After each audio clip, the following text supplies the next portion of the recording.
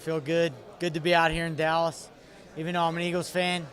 But I'm excited, man. Relaxed. How long did it take you to get to that point where you were like, damn, I want to get back in there and prove myself again? It was quick where I felt that, but just training, it was tough. The last loss is a bitter pill to swallow, but it's in the past. Ain't shit I could do about it now. But bounce back harder, and show the resilience I got inside against the next opponent. You said before the RDA fight that Anthony Pettis was a guy who you just had to beat, but RDA was going to bring out the violence in you. Dustin Poirier is known for being a scrapper, a warrior. A lot of us are prepped for this fight, but do you feel that you just kind of got to go and get a win at this point? And what's the motivation? No, the motivation is to fight. I enjoy fighting. It has nothing to do with Dustin. Nothing to do with beating Dustin Poirier, nothing to do with anything. Just me wanting to fight and enjoying fighting again. Guys like him, guys who are aggressive, guys who push forward, and guys who do that instinctively, I bring something out of myself that it's dangerous on his part to play that game. So I'm looking forward to maybe being pushed to the back of the cage and maybe him trying to be a bully a little bit. I'm looking forward to that moment. So you see this being similar to the RDA fight, where you just think it's going to bring something out of you that people haven't seen at all? I just hope to get lost. I want to get my goal this weekend is to get completely lost inside the octagon. Once them nerves subside and everything goes away, just get lost in there and me be my total self. When I do that, I make magic inside that cage. And not trying to be disrespectful, but just given the way the Conor fight went, that might be a little bit surprising to some people because we'd expect you to kind of go out and stick to a game plan and show yourself that you can do that. But that's not it. Eh? No, I think there was too much nerves still involved, and never really got a chance to settle into the fight. And I think I enjoy fights the most once them nerves go away and you settle into the fight. That's when you can have your fun and be creative and just kind of be yourself. So I'm looking forward to doing that this weekend. Do you think in retrospect you kind of lost, like when you say that, do you think you lost to the moment maybe more than you did to Conor? I think I got hit with a punch. And media likes to, what happened, or like try to make things a little more difficult than what they are.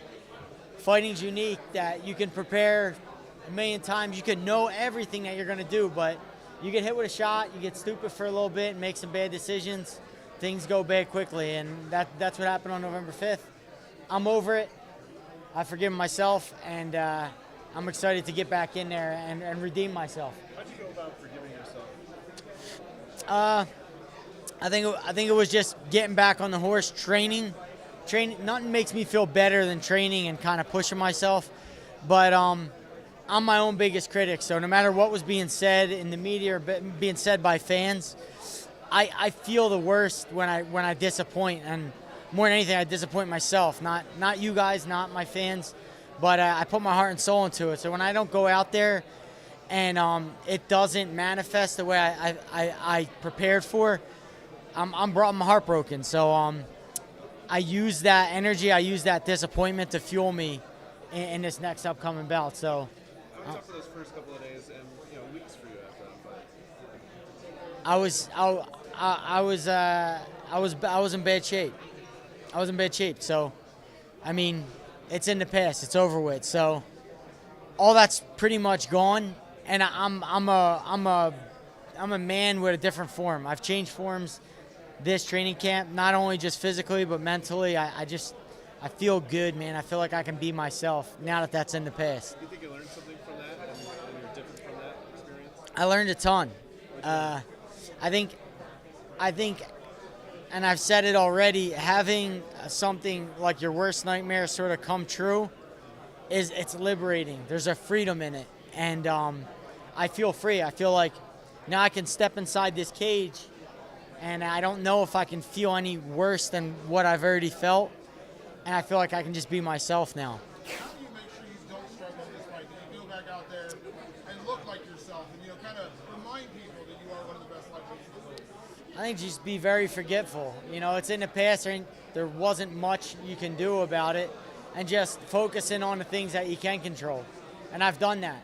I focus on the present moment, focus on what I can control right now and what I can control on Saturday. And I have a good feeling. you wish you were fighting Nate Diaz? Initially, I did, but I think we chose right. I think Dustin Poirier was the right pick. I think he's making some waves in a lightweight division. He's knocked out some pretty formidable names and done it in a great fashion. So I think he's an action fighter who puts on a show, and I think he's the right pick as of right now, 100%. Were you disappointed though first when the Nate fight didn't? Disappointed, but wasn't surprised. What do you think a win over Dustin does for you at this point? I don't know if a win does anything great. I think the manner in which I win will matter. Not just a win. Just a win is it could be very debatable amongst media, amongst fans about how they feel about it. But in the manner I win on Saturday that's going to determine what goes on next.